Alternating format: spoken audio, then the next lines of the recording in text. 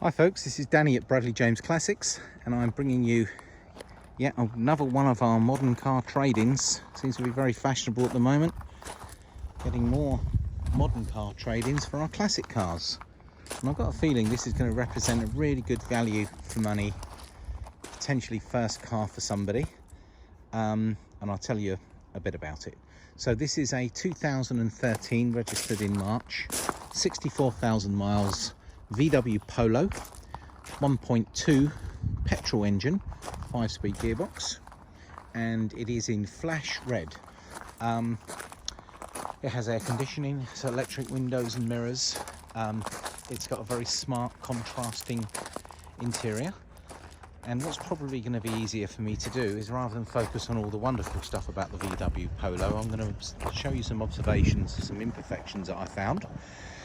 But this car isn't going to be anywhere near how much some Polos are with this mileage and this age, and let me point out some of those imperfections. Now, the car itself has been subjected to a category insurance claim. It's had a new front bumper and a new bonnet and grille, and that was done as a insurance repair, and so the car is marked as a category on the system, so that immediately reduces its value.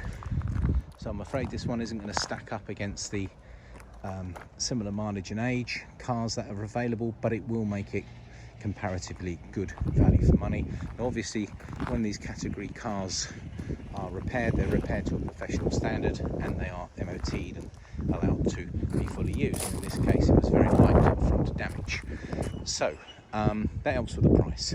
Now, somewhere on the back here, we've got a bit of a scuff, and it's hard to see actually because it's such a bright day, but you've got a bit of a scuff. Maybe some of this will polish out, but there's a minor dent here in the back of the boot.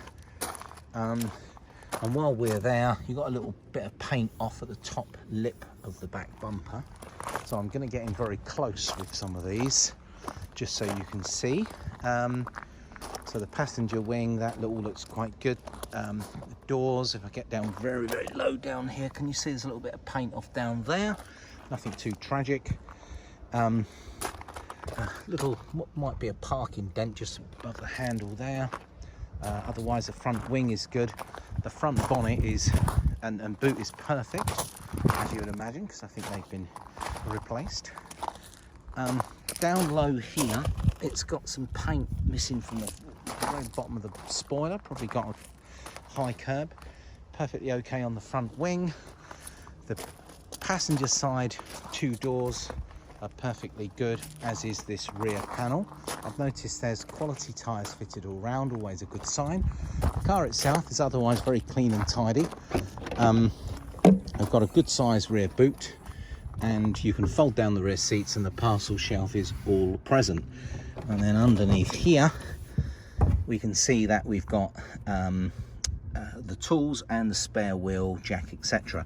No locking wheel nut, because this is wheel trims over steel wheels, so you're not going to lose the locking wheel nut key because there isn't one. And inside you can see the contrasting trim, that sort of grey. The carpets are excellent. There's VW fitted mats inside here, and we've got a little bit of paper here to keep it clean, but you can see fitted mats nicely in there. The seats are nice and clean, as is the rest of the interior. And let's see, there was our electric windows, central locking. I've got to tell you, this car's only come with one key, and there's a printout from VW which talks about some of the service record it has. And I know that there's a handbook with the car, and so there's limited paperwork, but of course there is a logbook. And as I make this video, the MOT does go through to February 2021, so it's got a good length of the MOT left. So as you can see, air conditioning, you've got a pretty decent radio CD player as standard on the modern day Polo. The ability, let's just turn it down a bit, the ability auxiliary in, so you've got a jack plug there, and there's your cigarette lighter or the 12-volt power lead there, so you can you've got an auxiliary input, so you can plug in your iPod or your phone. There's your 64,000 miles.